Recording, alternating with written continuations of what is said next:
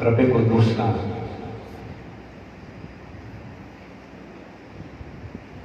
بے پناہ فضل و احسان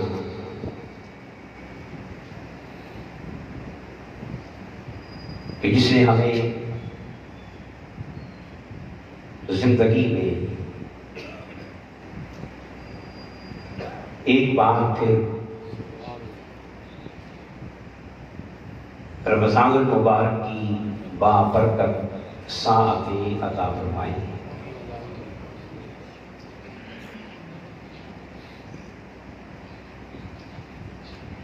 اور وہ شخص انتہائی خوش نصیب ہے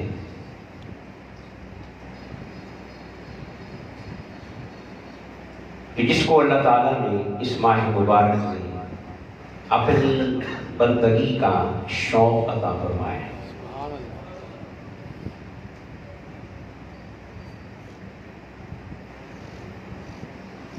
نفس اسی شخص کا بنتا ہے کہ جس پہ مولا کا کرم ہوتا ہے.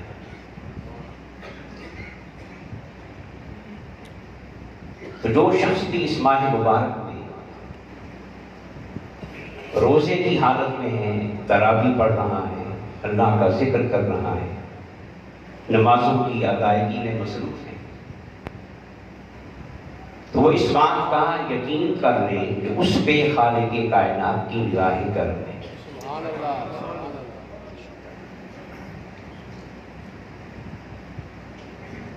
اور ویسے بھی بزرگ فرماتے ہیں کہ دوسری نماز کی توفیق اسی وقت ملتی ہے کہ جب پہلی مولا کی بارگاہ میں قبول ہو جائے.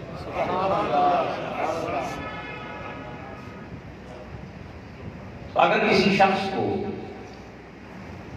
یہ توفیق بار بار مل رہی ہے اور کسی شخص کو استقامت مل رہی ہے اور یہ اچھے کام کسی زندگی کا معمول بن گئے، تو اس کا معنی یہ ہے کہ پچھلے قبول ہوتے جا رہے ہیں اور اگلوں کی توفیق ملتی چلی جا رہی ہے. سبحان اللہ. اس پہ انسان کو اللہ پاک کا شکر گزار ہونا چاہیے. اور بندگی یہ ہے کہ جتنا عمل بڑھتا چلا جائے اتنا ہی سر جھکتا چلا جائے،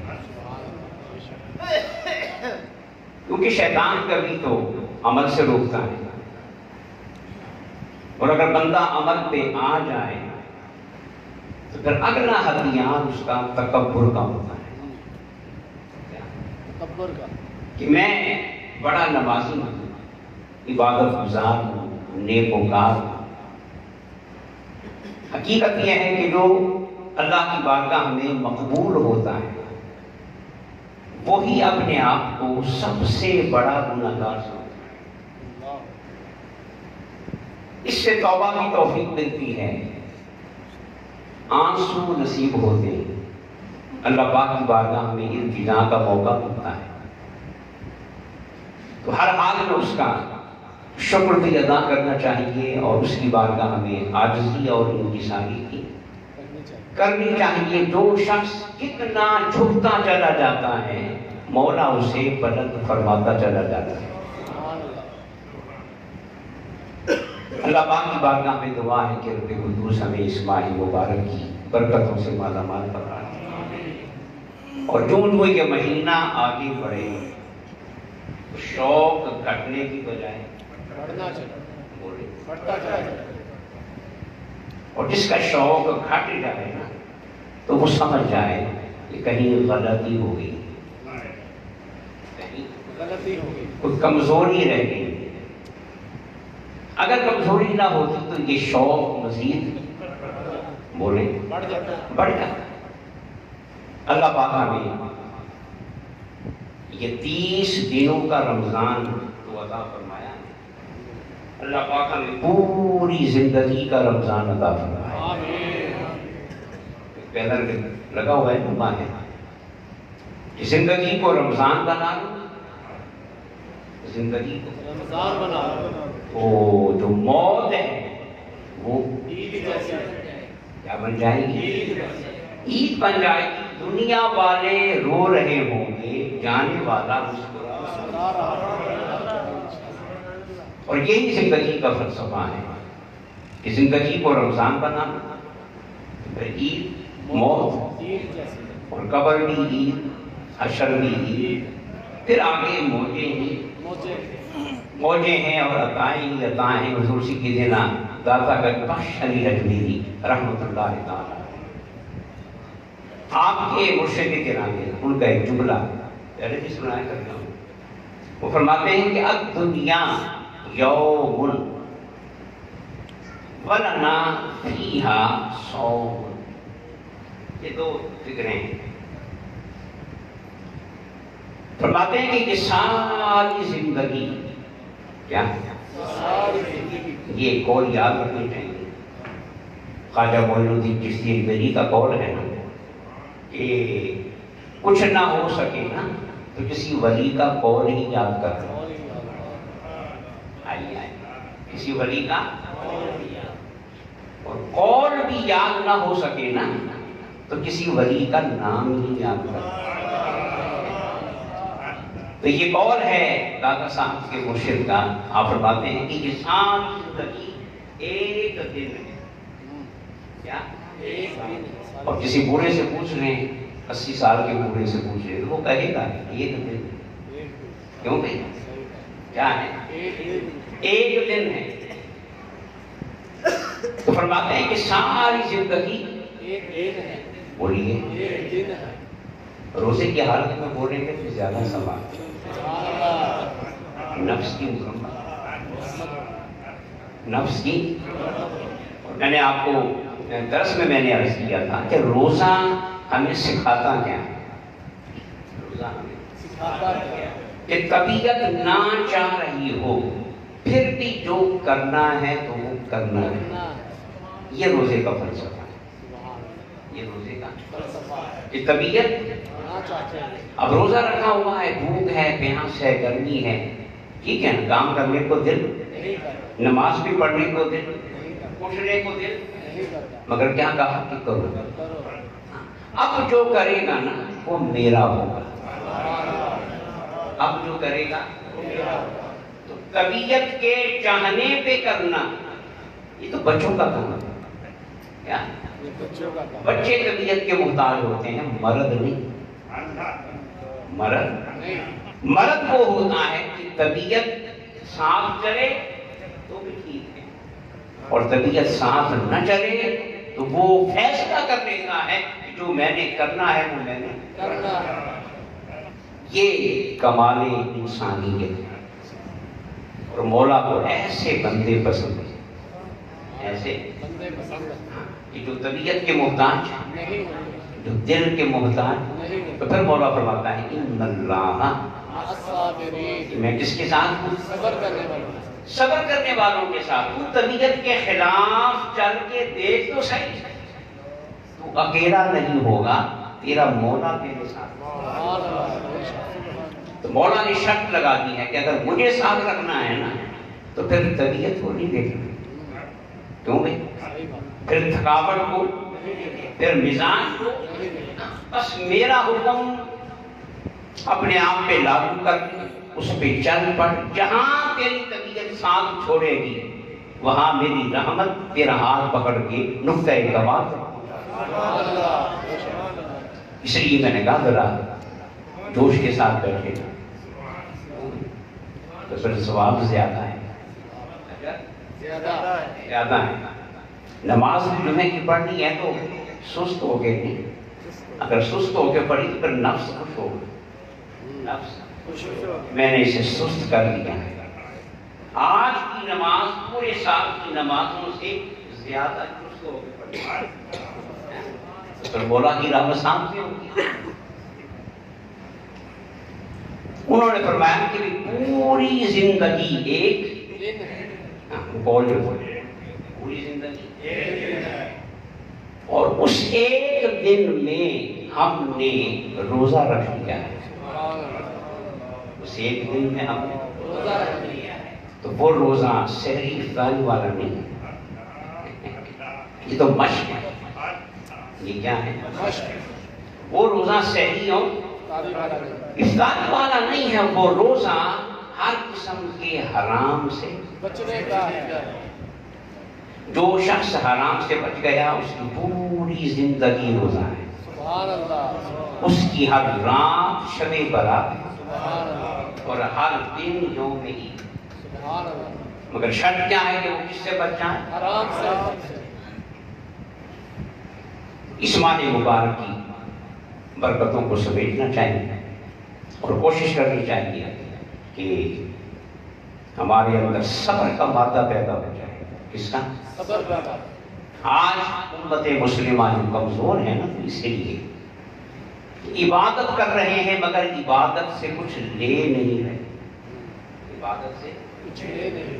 ایک بات یاد رکھیں، عبادت کریں تو اللہ پاک نے عقل دی ہے، اور قرآن پاک میں سینکڑوں جگہ پہ کہا ہے کہ غور کیوں نہیں کرتے؟ غور کیوں نہیں کرتے؟ تو غور اس بات پہ کرنا ہے، اسی بات پہ کرنا ہے کہ روزے نے ہمیں کیا دیا ہے، روزے نے، نماز نے ہمیں کیا دیا ہے؟ صرف ثواب نہیں، صرف مولا کا مقصود ثواب نہیں ہے، مولا کا مقصود انسان ہے۔ کیا ہے؟ جنت انسان جنتوں کے لیے نہیں ہے، جنت انسان کے لیے، سبحان اللہ، رحمتیں انسان کے لیے، بخششیں انسان کے لیے۔ میں نے پہلے بھی عرض کیا تھا نا، اگر انسان مقصود نہ ہوتا، کیا تو مولا کسی کو بخشتا نہیں، مولا کسی کو بخشتا نہیں۔ 100 سال گناہ کر کے بندہ آیا تو پھر مولا کہتا ہے 100 سال حرام زدگی کی، میرے دین کا مذاق اڑایا، نافرمانی کی، اب میں تجھے ایسے ہی معاف کر دوں، پہلے سزا بھگت، پہلے سزا، تو پھر دیکھیں گے معاف کرنا ہے کہ نہیں۔ مولا یہ شرط لگاتا ہی نہیں۔ اس کا معنی یہ ہے کہ مولا کا مقصود دین نہیں ہے، مولا کا مقصود انسان ہے۔ مولا فرماتا ہے تو نے 100 سال دین کی پیروی نہیں کی تو نہ صحیح، اب تو خیال آیا نا، تو 2 آنسو بہانا تیرا کام ہے اور سارے گناہوں کو بخش دینا ہمارا۔ یہاں سے بات سمجھتے ہیں کہ مولا کو دین مقصود نہیں ہے، کون مقصود ہے؟ انسان۔ کون مقصود ہے؟ انسان۔ تو پھر روزہ رکھتے ہوئے، نماز پڑھتے ہوئے ہمیں سوچنا چاہیے کہ ہمیں کیا ملا ہے۔ کھانا کھا کے اگر آپ کو طاقت نہ ملے تو فوراً ڈاکٹر کے پاس جاتے ہیں، وہ جی میں اتنا کچھ کھاتا ہوں، بندہ ہی کچھ نہیں، پریشانی لگ جاتی ہے، اور 10 سال نمازیں پڑھتے ہو گئی اور کوئی تبدیلی آئی ہی نہیں، بولو تو پھر پریشانی نہیں ہوگی، بولو۔ یہ ہمیں کوشش کرنی چاہیے کہ عبادات کے ذریعے ہمارے اندر خوبیاں پیدا ہوں۔ کیا اصل کمال یہ ہے کہ ہمارے اندر صفات پیدا ہو اور ہم وہ انسان بن جائیں جو مولا ہمیں دیکھنا چاہتا ہے۔ آج کی گفتگو میں اسی حوالے سے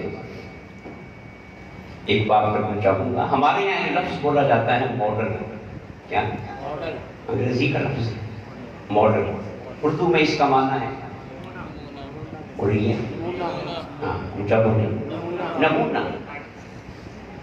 کسی بھی چیز کی جو مثالی شکل ہوتی ہے، کیا مثالی شکل ہوتی ہے، اسے کہتے ہیں ماڈرن، یا اسے اردو میں کہتے ہیں۔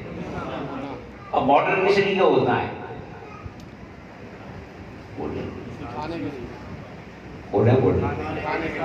ماڈرن اس لیے ہوتا ہے، دکھانا بھی ایک مقصد ہے، مگر اصل مقصد کیا ہے کہ یہ ہے ماڈرن، نمونہ، کمال، کیا اب باقی اس کی پیروی کر کے اس جیسا بننے کی، یہ اصل ماڈل کا کمال ہے۔ آپ بتاتے ہیں نا ماڈرن ولیج، مثالی گاؤں، ایک اچھا گاؤں بنا دیا تاکہ باقی گاؤں جو ہے وہ اس کی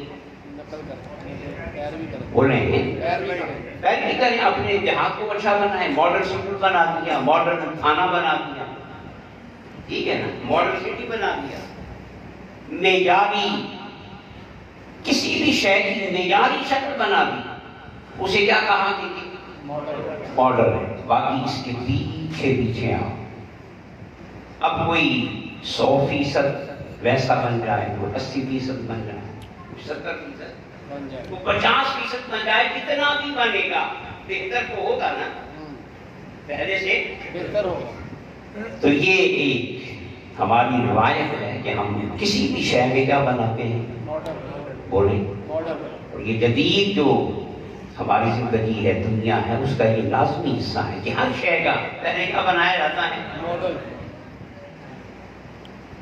اب پوری انسانیت کے لیے کہ ایسا بننا ہے، ایسا بننا ہے، اللہ نے بھی ایک ماڈل بنایا ہے، ایک ماڈل بنایا، بڑی محنت سے بنایا ہے، بڑی اور بڑی چاہت سے اور بڑے چاؤ سے بنایا ہے ماڈل، کہ ایسا بننا ہے، اس کو ہر وقت دیکھتے چلے جاؤ اور اس کے قریب اپنے آپ کو لاتے چلے گا۔ وہ ماڈل کون ہے؟ وہ ہے آمنہ کا لاڈ، پوری انسانیت کا بولے ماڈل، پوری انسانیت کے لیے ماڈل، کائنات کا ماڈل انسان، مثالی انسان، نمونے کا انسان، وہ کون ہے؟ آمنہ کا لاڈ۔ بولیے آمنہ کا لاڈ، اونچا بولے آمنہ کا لاڈ، اور زور آگے، آج آپ کو سکھا کے دے۔ تو ساری انسانیت کے لیے ماڈل کس کو بنایا؟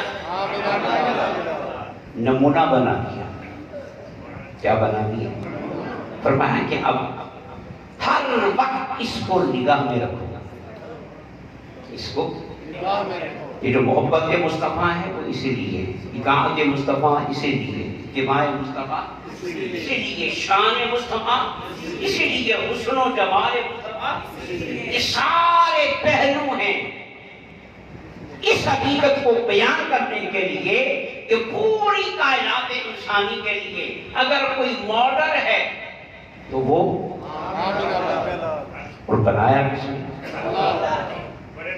اب ایک بات یاد رکھیے، حضور کا ماڈل ہونا صرف ہم جیسوں کے لیے نہیں ہے، صرف ہمارے لیے نہیں، حضور ہی ماڈل ہے، مگر وہ ماڈل کتنا عظیم ہوگا جو عبد القادر جیلانی کا بھی ماڈل ہے۔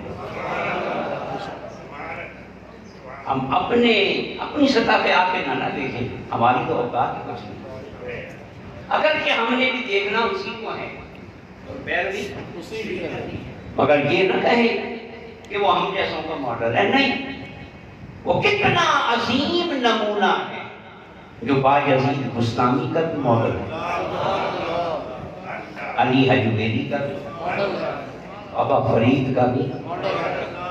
یہ ساری ہستیاں جو اپنے اپنے دور میں ماڈل تھی اور نمونہ تھی اور آج تک نمونہ ہے، ان سب کے لیے پھر ماڈل کون ہے؟ آمنہ کا، اور وہ ان کا ہی ماڈل نہیں، نبیوں کا بھی ماڈل ہے۔ حضرت عیسیٰ آئیں گے نا، اپنی شریعت والا ماڈل لے کر نہیں، وہ اپڈیٹ نہیں ہے، اب وہ نبی ہو کر بھی ماڈل بنائیں گے تو کس کو؟ بولے نا، امتی ہوں گے تو حضور کے، پیروکار ہوں گے تو حضور کے، پیروی کریں گے تو حضور کی۔ تو وہ ماڈل کتنا عظیم ہے، کتنا عظیم ہے کہ جس کو دیکھے بغیر ولی تو ولی رہے، نبیوں کا بھی گزارا ہے۔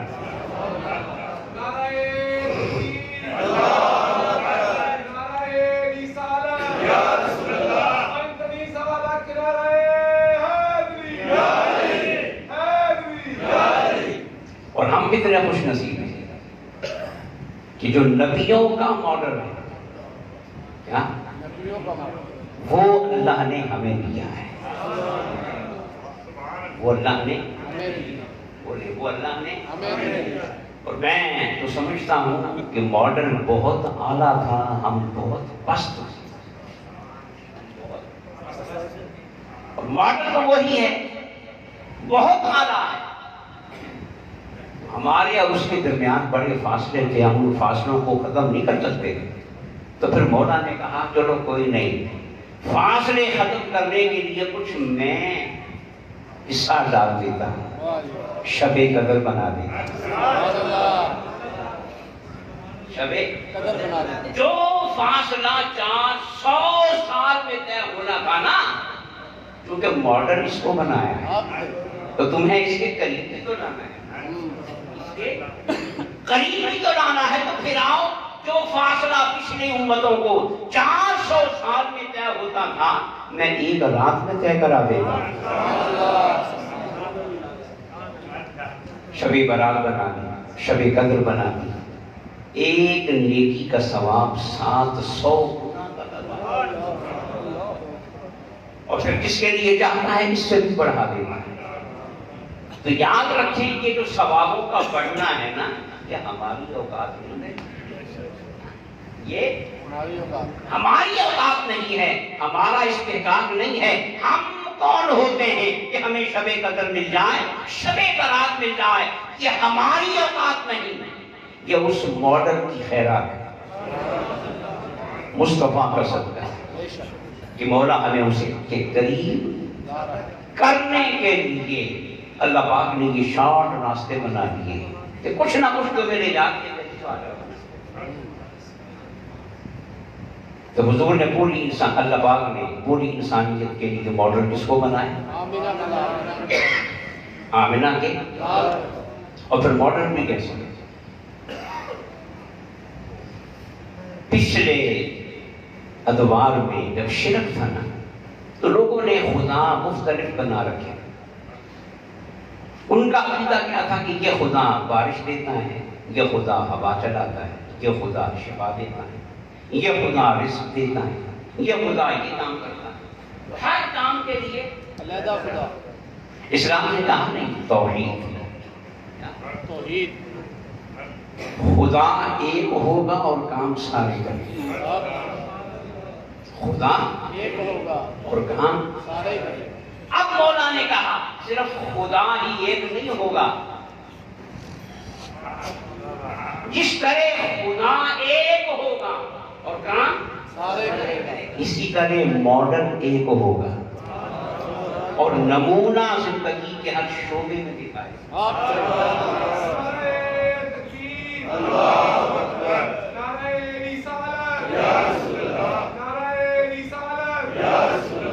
تو خدائی میں خدا ایک ہے، تو ماڈل ہونے میں مصطفیٰ ایک ہے۔ سب کچھ مانگنا ہے تو ایک خدا سے، اور کچھ بننے کے لیے دیکھنا ہے تو ایک مصطفیٰ۔ ادھر خدا ایک ہے اور ادھر بولیں ماڈل۔ یہ ماڈل کا لفظ اس لیے استعمال کر رہا ہوں، میں آخر میں جا کے بتاؤں گا کہ ہم یہ لفظ میں کیوں بول رہے ہیں، یہ ہم سے اسی میں خطاب ہو رہے ہیں آج۔ اب دیکھیے، اللہ نے ماڈل بنایا، ایک تو اللہ نے بنایا آدم کو، اور آپ کو میں نے کئی دفعہ بتایا اپنے دونوں ہاتھوں سے، بولے اپنے ہاتھوں سے، اور وَنَفَخْتُ فِيهِ مِن رُوحِي، روح بھی اپنی پھونکی، روح بھی اپنی پھونکی، مگر یاد رکھیں اپنے ہاتھوں سے بنایا، روح بھی خود پھونکی، فرشتوں سے سجدہ کروایا، مگر ماڈل نہیں بنایا، ماڈل نہیں بنایا۔ ماڈل کس نے بننا تھا؟ اگر وہ خود ماڈل ہوتے تو توبہ کی قبولیت کے لیے حضور کا وسیلہ نہ دیتے، توبہ کی قبولیت کے لیے حضور کا یہ نہ کہتے اللہم اغفر لی بحق محمد. حضرت آدم کا توبہ کی قبولیت کے لیے حضور کا وسیلہ لینا اس بات کی دلیل تھی کہ آدم جانتے تھے کہ یہ مجھ سے بھی اعلیٰ ہے، کہ مجھ سے بھی اعلیٰ ہے. تو آدم کو پہلا انسان بنایا، پہلا نبی بنایا، پہلا بشر بنایا، دونوں ہاتھوں سے بنایا، مگر نمونہ نہیں بنایا. نمونہ کیوں نہیں بنایا؟ کہ آدم کی شخصیت کا صرف ایک پہلو ہے کہ وہ خاکی ہے. کیا ہے؟ بشر ہے، اس کے علاوہ جبکہ ماڈرن بننے کے لیے صرف خاکی ہونے سے گزارا، صرف بشر ہونے سے گزارا. ماڈرن اسے بننا تھا کہ جس کی شخصیت کا ایک پہلو بشر والا ہو اور دوسرا پہلو نور والا. ماڈرن بننا ہے اور پوری انسانیت کے لیے بننا ہے، تو یہ کوئی معمولی بات ہے؟ بولے. تو پھر جس کو اللہ نے ماڈرن بنایا، پہلے اس کی شخصیت کے ایک پہلو کو تخلیق کیا اور وہ آدم سے کافی عرصہ پہلے. پھر دوسری شخصیت کو بنایا. پہلا پہلو کیا تھا؟ کہ ان اللہ خلق قبل الاشیاء نور نبی کا من نورہ.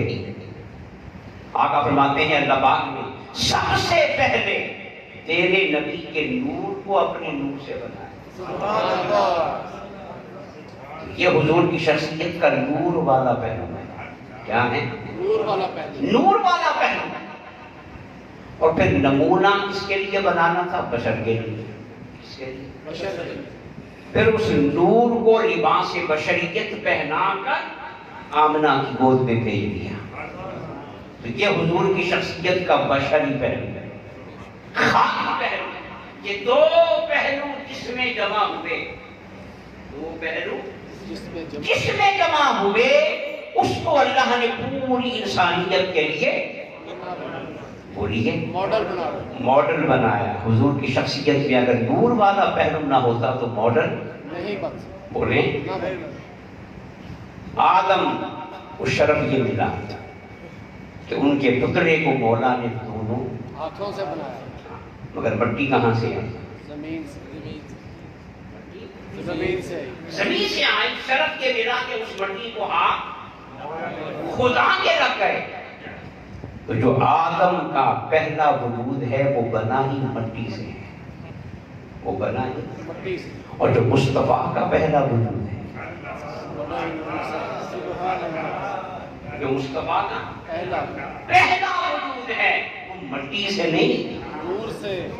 بولے نا، نور سے بنا ہے. اور نور بھی کوئی ماڑا نہیں. نور نبی کا من نور ہی.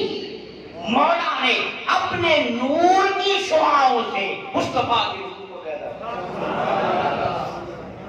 وہ حضور کی خلقت اول، خلقت.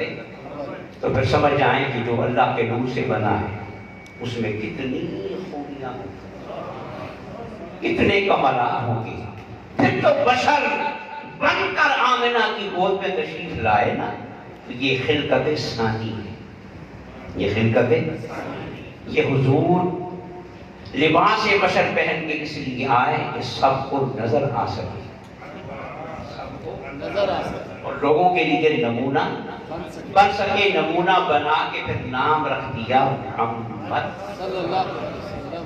محمد کا معنی ہے کہ جس کی بار بار تعریف کی جائے، جس کی بار بار تعریف کی جائے. اور یاد رکھیں ماڈرن کا حق ہوتا ہے کہ اس کی تعریف کی جائے. بے شک بے شک. اور اگر تعریف نہ ہو سکے تو اسے ماڈرن ہونے کا کوئی حق نہیں. آپ بھی ماڈرن بنائیں گے تو وہ تعریف کے لائق ہوگا تو پھر لوگ اس کی تعریف سن کے اس کی طرف آئیں گے نا. اس جیسا بننے کی کوشش کریں گے تو ماڈرن ہونے کے لیے قابل تعریف ہونا ضروری ہے، شرط ہے. مولا نے کہا آؤ میرا ماڈل دیکھو، میرا بنایا ہوا نمونہ دیکھو. ایک تعریف کے لائق نہیں، دو تعریفوں کے لائق نہیں. اس کا تو میں نام ہی محمد رکھ رہا ہوں جب تک سورج چڑھتا رہے گا میرے محمد کی تعریفیں ہوتی رہیں گی، جب تک کائنات کا نظام چلتا رہے گا، دنیا کا سسٹم رک جائے گا، میرے یار کی تعریف نہیں ہوگی۔ دنیا میں تم تعریفیں کرو گے، قیامت کے دن عرش پہ بٹھا کے میں خود کروں گا، اس لیے کہ یہ میرا بنایا ہوا ماڈل ہے، اس کا نام ہے محمد، کہ جس کی اور مزے کی بار بار تعریف کیوں کی جائے۔ اس کا ایک پہلو یہ بھی ہے کہ حضور صرف اپنی صدی کے لیے نمونہ نہیں تھے، یا آج تک 14 صدیوں کے لیے نمونہ، ہاں قیامت بولے نا، قیامت تک کے لیے نمونہ ہے۔ اور سب سے مشکل پہلو پتہ کیا ہے؟ اس انسانیت کے لیے نمونہ ہے، کسی اور مخلوق کے لیے نہیں، اس انسانیت کے لیے جو انسانیت مسلسل آگے بڑھ رہی ہے، مسلسل آگے بڑھ رہی ہے، علم میں، آگے بڑھ رہی ہے، مشاہدے میں، آگے بڑھ رہی ہے، تجربے میں، آگے شعور میں، آگے اور ساری کائنات کو مسخر کرنے میں آگے بڑھ رہی ہے۔ فرشتوں کے لیے ماڈل ہونا کوئی مشکل نہیں، کیونکہ وہ جہاں ہے وہی ہے۔ یہی ہے، انسان کے لیے ماڈل بننا بڑا مشکل تھا، واہ صحیح ہے کہ نہیں؟ بے شک انسان کے لیے ماڈل بننا بڑا مشکل بڑا مشکل تھا۔ یہ تو ہر لمحے میں آگے سے آگے بڑھ رہا ہے، ذہن ترقی کر رہا ہے، علم ترقی کر رہا ہے، شعور آگے بڑھ رہا ہے، تہذیبی اقدار آگے بڑھ رہی ہیں، اور صدیوں تک اس انسان میں آگے بڑھنا ہے۔ مولا نے کہا آؤ میں نے ماڈل ایسا بنایا ہے، ماڈل ایسا بنایا ہے، انسان زمین پہ ہو تو بھی یہی ماڈل، چاند پہ پہنچ جائے تو بھی یہی ماڈل، مریخ پہ پہنچ جائے تو بھی یہی ماڈل، ساری کائنات کو مسخر بھی کر لے تو ماڈل میرا آمنا کرنا بھی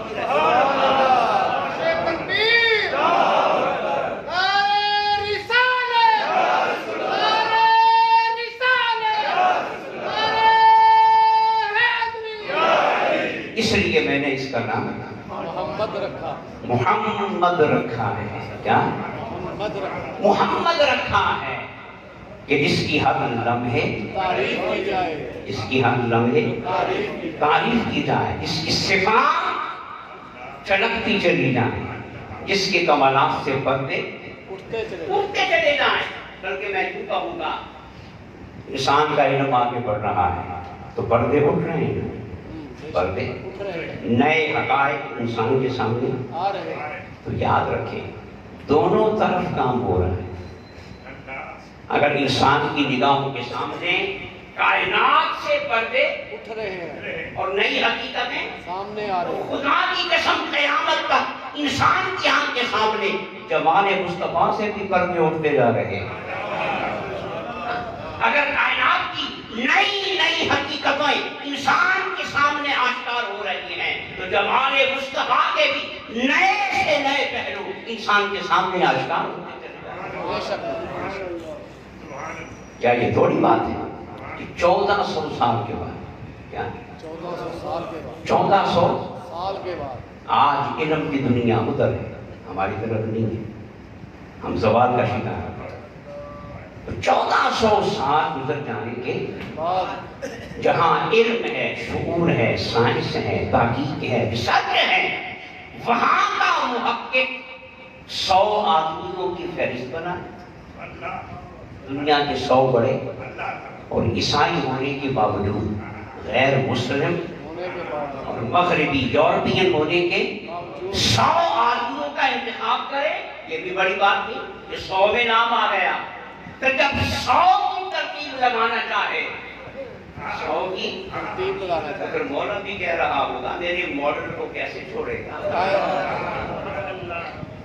جس کو ماڈل میں نے بنا دیا ہے، اگر تو نے اسے پیچھے چھوڑا نا تو تیری تحقیق کی بے عزتی ہو جائے گی، تیری سائنس، تیرا علم، تیرا شعور قابل اعتبار نہیں رہے گا۔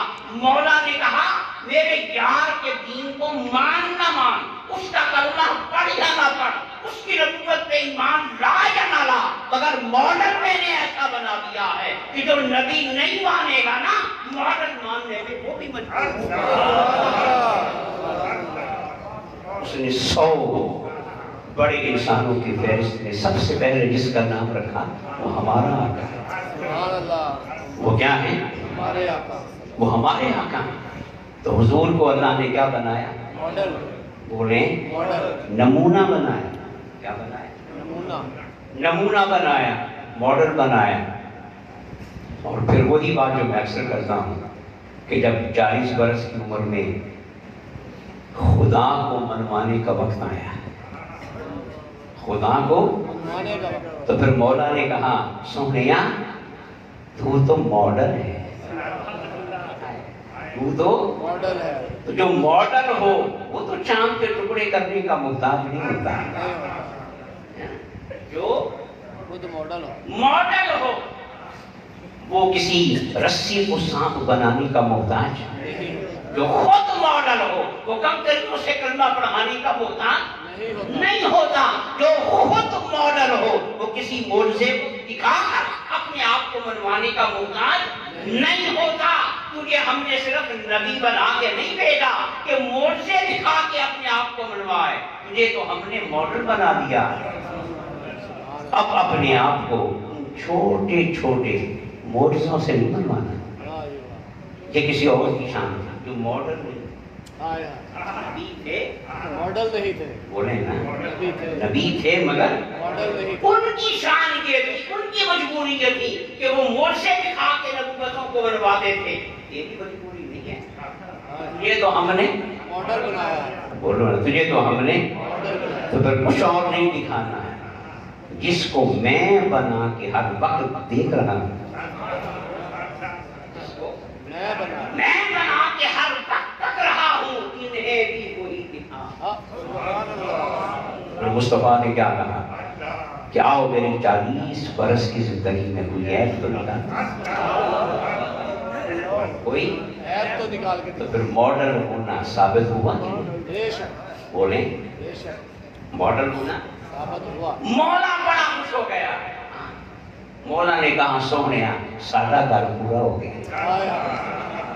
میرا کلمہ یہ پڑھے گا نہ پڑے، پر تجھے سچا تو مان گئے، آپ تجھے بے عیب مان گئے، مان گئے، تجھے کامل مان گئے، بس تجھے میں نے مثالی بنایا تھا اور یہ تجھے مثالی مان گئے۔ اب رہا مسئلہ تبلیغ کا، تیرا کام پہنچا دینا ہے، جس کی قسمت میں ہوگا مان جائے گا، مگر تیری عظمت کے پرچم تو لہراتے رہیں گے، اس لیے کہ تجھے ہم نے کیا بنایا ماڈل بنایا، اور نام کیا رکھا، محبت، نام کیا رکھا۔ محبت، تو ماڈل وہ ہوتا ہے کہ جس کی پیروی کی جائے، اور جس جیسا بننے کی کوشش کی جائے، آئیے ہم سے غلطی کیا ہوئی ہے کہ ہم نے آج تک حضور کو نبی تو مانا ہے، رسول مانا، حضور کی نامیں پڑھی، درود پڑھا، سلام اور حضور کی یاد میں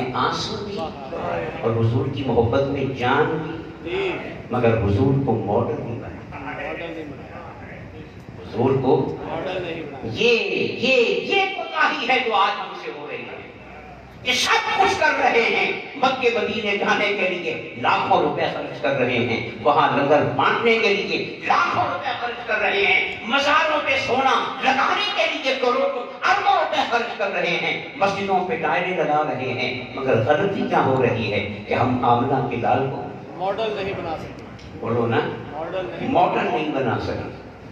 تو جب تک حضور کو ماڈل نہیں بنائیں گے، صرف درود پڑھنے سے گزارا نہیں ہوگا، سیدھی سی بات، سلام پڑھنے سے گزارا نہیں ہوگا، صرف نعت کی محفلیں سجانے سے گزارا نہیں ہوگا، ہاں، عروج کب آئے گا، عزتیں کب آئیں گی کہ جب ہم آمنہ کے لال کو ماڈل بنائیں گے، بولے ماڈل بنائیں گے، ہاں، بازار میں چلتے ہوئے بھی سوچیں گے کہ سونا کیسے چلتا ہے،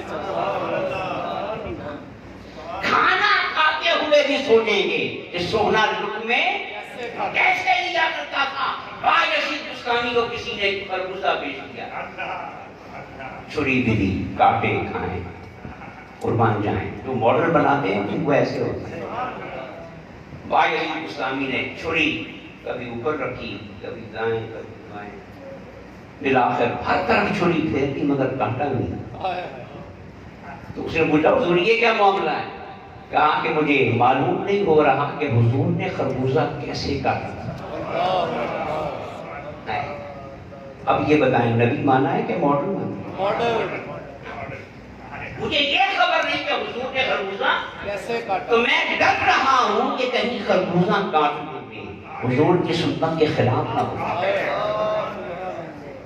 خربوزہ کاٹ دیا تو یہ چیز کب پیدا ہوتی ہے کہ جب بندہ بولے کیا بن جائے، حضور کو کیا بنائے، ماڈل بنائے، کیا بنائے، ماڈل بنائے، حضور کو نمونہ بنائے. بس طے کر لیں کہ جیسے ایجاد نے کیا تھا ہم نے ویسے کریں، ویسے ہی. ہم کریں. تو میں سمجھانے کے لیے جملہ کہہ رہا ہوں کہ جب ہم حضور کو ماڈل بنائیں گے نا تو حضور کی امت میں چھوٹے چھوٹے محمد پیدا ہو. یہ سمجھانے کے لیے کیا معرفت بنا رہا ہے، چھوٹے چھوٹے محمد پیدا، بولے نا. تو پھر کس پیار کی نگاہ سے مولا بڑے محمد کو دیکھتا ہے نا، اسی فضل کی نگاہ سے چھوٹے محمدوں کو بھی دیکھے. سبحان اللہ. پھر عروج آئے گا، پھر کائنات کی تسخیر ہوگی، پھر عظمتیں آئیں گی، پھر انسانیت کے چہرے پر رونق آئے گی، پھر کردار زندہ ہوگا، اخلاق زندہ ہوں گے. پھر خدا کی قسم وہ جنت نہیں یہ زمین بھی جنت کا ٹکڑا بن جائے گا. سبحان اللہ. بات سمجھ میں آئے. تو ہمیں حضور کو کیا بنانا ہے، ماڈل بنائے، ماڈل بنانا ہے، نمونہ بنانا ہے، مثال بنانا ہے کہ جیسے حضور نے کیا ہم نے بھی ویسے ہی کرنا، ویسے. ہم بھی. حضور نے فرمایا صحابہ سے کہ بھئی اگر کوئی تم دکان پہ بیٹھے ہو نا، کوئی چیز بیچی ہے تو اگر کوئی کہا چیز واپس کرنے آیا تو کر دیا ہے نسل غریبوں کی. سوال کرانا ہے، فرمایا بخشا جائے گا، بخشا جائے گا. اب صحابہ نے سنی تھی، ایک صحابی نے جب سنی اس نے کیا کیا، کچھ دن کے بعد دکان بنائی. دکان بنائی، دکان شروع ہو گئی، گاہک آنے شروع ہو گئے. ایک دن ایک گاہک آیا کہ یہ چیز میں آپ سے لے گیا تھا، اب میں واپس کرنے آیا ہوں، کوئی مسئلہ ہے. اس نے کہا لاؤ جلدی سے لاؤ. اس نے وہ چیز واپس کی. شام کو بند کر، دکان ہی ختم. پوچھا بھائی دکان کہاں گئی؟ کہا تو میں نے یار کے آداب پہ عمل کرنے کے لیے. سبحان اللہ. نعرہ تکبیر، نعرہ رسالت، نعرہ حیدری. یہ ہے تو پھر بول کے ان صحابہ کو شرف ملا کہ نہیں ملا، بے شک، بے شک. تو آئیے صرف مسجدوں میں آنے سے گزارا نہیں ہوگا، صرف مذہبی تقریبات کے لیے نکاح سے گزارا نہیں ہوگا. گھر کی زندگی میں، بیڈ روم کی زندگی میں، دکان کی زندگی میں، مسجد کی زندگی میں، سارا زندگی کے ہر پہلو میں کیا بنانا ہوگا، مصطفیٰ کو ماڈل بنانا. تو پھر دیکھنا فرشتے ہمارا طواف کریں گے، رحمتیں برسیں. اور اگر یہ کام نہ ہوا تو یہ ساری محنت جو ہے نا یہ ضائع ہو جائے گا. کیا ہو جائے گی. ضائع. میں نے پچھلے جمعے ایک جملہ بولا تھا نا کہ جو عبادت کرے اور مقصد کو حاصل نہ کر سکے. تو وہ مذہبی آوارہ گردی کر رہا ہے. آج ہم سارے مذہبی آوارہ گردی میں لگے ہوئے ہیں. میں نے مثال دی تھی نا، ایک گھنٹہ گھر جانا ہو تو سارے کہیں کہ یہ جا رہا ہے کیونکہ مقصد ہے. اور اگر مقصد نہ ہو، سڑکوں پہ گھوم رہا ہو تو دنیا کیا کہے گی. آج ہم بھی آوارہ گردی کر رہے ہیں، نمازیں پڑھ رہے ہیں، روزے رکھ رہے ہیں، مگر مقصد کو حاصل نہیں کر سکتے. نماز بھی تماشا بنتے. لوگ اعتراض کرتے ہیں نماز پڑھنے کا فائدہ کیا، اس کو کیا مل گیا جو ہمیں مل جانا ہے. صحیح بات. تو ہم خود دین کی بدنامی کا کر رہے ہیں. آئیے کمال کیا ہے کہ ہم حضور کو ماڈل بنائے. اللہ تعالیٰ ہمیں توفیق عطا فرمائے. آج رمضان کا پہلا